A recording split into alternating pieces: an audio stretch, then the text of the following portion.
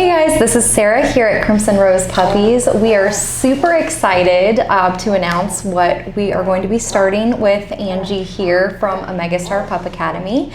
She's going to kind of explain our partnership that we're going to be having and what she is going to be doing with the puppies here.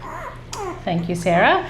So first off, very, very excited for this partnership, for the growth with Amega and working with Labradors. So this is going to be a wonderful program for them. I especially love the education, the curriculum piece of it, to labs and their natural nature and how they explore the world. So it's going to be fun to open up their little senses, watch them grow and explore and expand.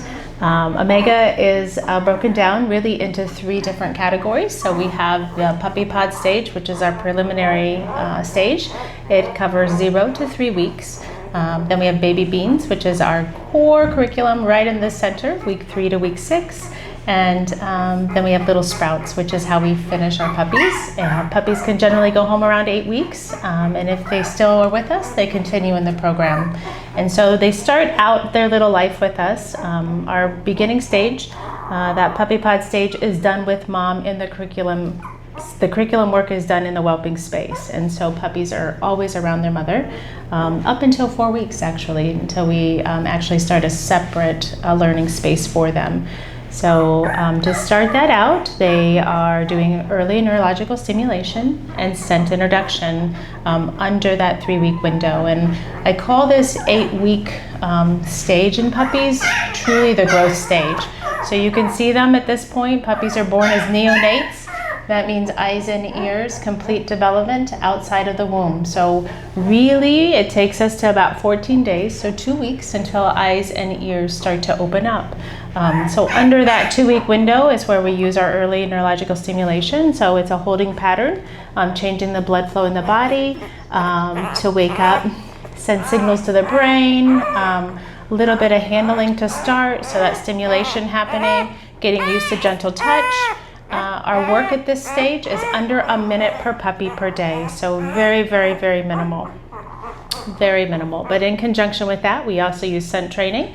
So our kit is made up of natural scents, like earthy scents, so soil, rabbit fur, things that they'll explore outside in their world, and then also household scents. So some things like allspice, apple, all of our fragrances have a staggering of intensity just to stimulate the brain. And so they will smell their scent up to 16 days. After that, they go in kind of to a little, I like to call a little holding pattern. And really the reason for that is that we're waiting for all puppies to catch up. So there's always an early bloomer, a late bloomer in the litter, and we need everybody to kind of all catch up before we move forward. And so by that point, all eyes and all ears are generally open by the time we start week 3 curriculum, which in week 3 we do sound conditioning. So they're listening to fireworks, sirens, sweepers, pots and pans, loud noises. The reason that it is so important at that point of their life is that is right before their initial fear state starts at week 4.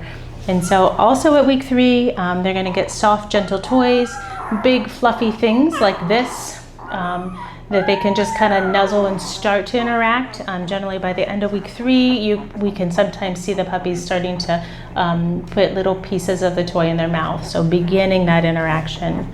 And along with week 3, we start our puppy massage. So we start our puppy massage, gentle touch. It increases with intensity as they grow.